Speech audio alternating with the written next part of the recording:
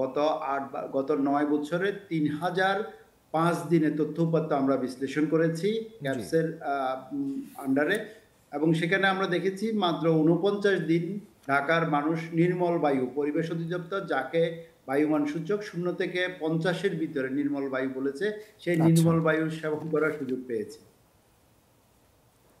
এ আচ্ছা তো এ থেকে জি, বলবেন। জি। এ থেকে বুঝা যায় যে বাকি দিনগুলোতে আমরা অস্বাস্থ্যকর থেকে খুবই অস্বাস্থ্যকর এবং কোনো দিন আমরা হ্যাজার্ডিয়াস বা দুর্যোগপূর্ণ বায়ু সেবন করেছি। সাধারণত বায়ুমান সূচক যদি ৩০০ র বেশি হয়ে যায় সেক্ষেত্রে সরকার বা সংশ্লিষ্ট কর্তৃপক্ষের বায়ু দূষণজনিত একটি বিশেষ অবস্থা, জরুরি অবস্থা, যেটি স্বাস্থ্যগত জরুরি অবস্থা, সেটি ঘোষণা করার একটি প্রেক্ষাপট তৈরি হয়। কিন্তু গত ৯ বছরে এই ধরনের পরিস্থিতি ৫০ বারের কাছাকাছি সৃষ্টি হওয়ার পরও আমরা সংশ্লিষ্ট কর্তৃপক্ষ থেকে সেই অবস্থা দেখি নাই। এবং এই যে নির্মল বায়ু সেবন করার যে সাংবিধানিক অধিকার আমাদের রয়েছে, সংবিধানের ১৮ র ক অনুচ্ছেদে যেটি বলা হয়েছে, সেটির ধারে কাছেও আমরা নাই। অর্থাৎ নির্মল বায়ু সেবন একটি স্বপ্নই থেকে যাচ্ছে। এবং এক্ষেত্রে চিকাগো বিশ্ববিদ্যালয় বলছে যে ঢাকার মানুষের গড় আয়ু প্রায় ৮ বছর করে কমে যাচ্ছে শুধুমাত্র দূষিত বায়ুর কারণে। এবং সেটি বলা যায় যে ইনডাইরেক্ট এক ধরনের মানুষকে হত্যা করার মতো, যে মানুষের প্রত্যেকটি মানুষের গড় আয়ু যখন ৫, ৭ বা ১০ বছর কমে যাচ্ছে, এটি সকলের জন্য খুবই গুরুত্বপূর্ণ একটি বিষয়, স্বাস্থ্যগত একটি গুরুত্বপূর্ণ বিষয়। কিন্তু আমরা অন্যান্য বিষয়গুলোকে যত গুরুত্ব দিয়ে থাকি, বায়ু দূষণ বিষয়টিকে আমরা দিচ্ছি না। আমরা ৩ বছরে কোভিডে যে ২০,০০০ থেকে ২৩,০০০ মানুষের মৃত্যুতে সারা বিশ্বের মতো বাংলাদেশেও আলোড়ন সৃষ্টি করার বিভিন্ন পদক্ষেপ আমরা লক্ষ্য করেছি। কিন্তু প্রতি বছর ১ লক্ষের বেশি মানুষ মারা যাচ্ছে শুধুমাত্র বায়ু দূষণের জন্য।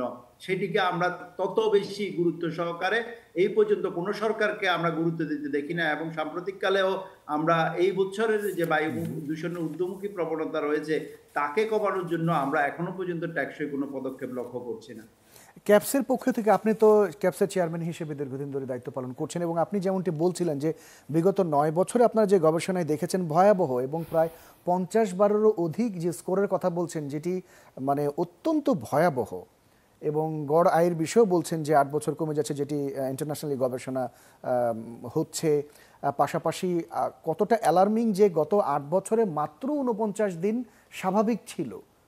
সো সরকারের নজরে কেন আসছে না? এর আগেও আপনারা তো এগুলো নিয়ে কাজ করছিলেন। কেন আপনারা আনতে পারছেন না? যে এইটি আসলে খুবই গুরুত্বপূর্ণ একটি বিষয় যে এত দূষণের ভিতরে থাকার পরও সরকার এটাকে কেন গুরুত্ব দিচ্ছে না?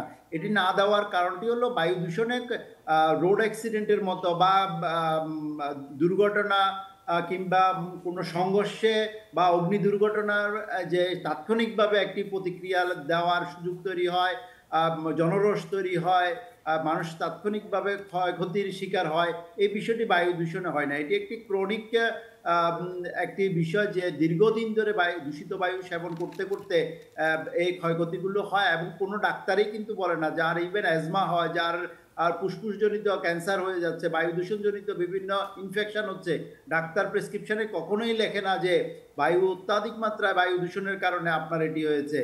রোগটা লেখা হয়, রোগের কারণটা রোগী কখনোই জানতে পারে না।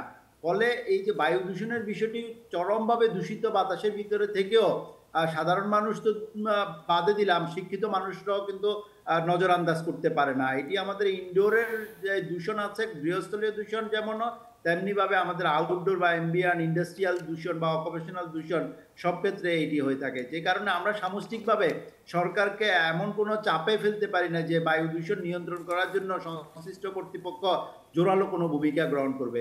ফলে গত প্রায় ২ যুগ ধরে ক্রমাগতভাবে আমরা বায়ু দূষণের ঊর্ধ্বমুখী প্রবণতা লক্ষ্য করার পরও কার্যকর কোনো ব্যবস্থা গ্রহণ করা হয়নি, এবং এই জন্য কাউকে আমরা জবাবদিহিতার আওতায় পর্যন্ত আনতে পারি নাই। যে শিল্প কারখানাগুলো, যে নির্মাণ কাজকারী সংস্থা বায়ু দূষণ করছে, তাদেরকে শুধুমাত্র লোভ দেখানো কিছু জরিমানা করা হয় বা এনফোর্সমেন্ট করা হয়, কিন্তু এটির কন্টিনিউটি বা এটির টেকসই যে অবস্থা, সেটি আমরা কখনো তৈরি করতে পারি নাই। কোনো সরকারের আমলে আমরা তৈরি করতে পারি নাই।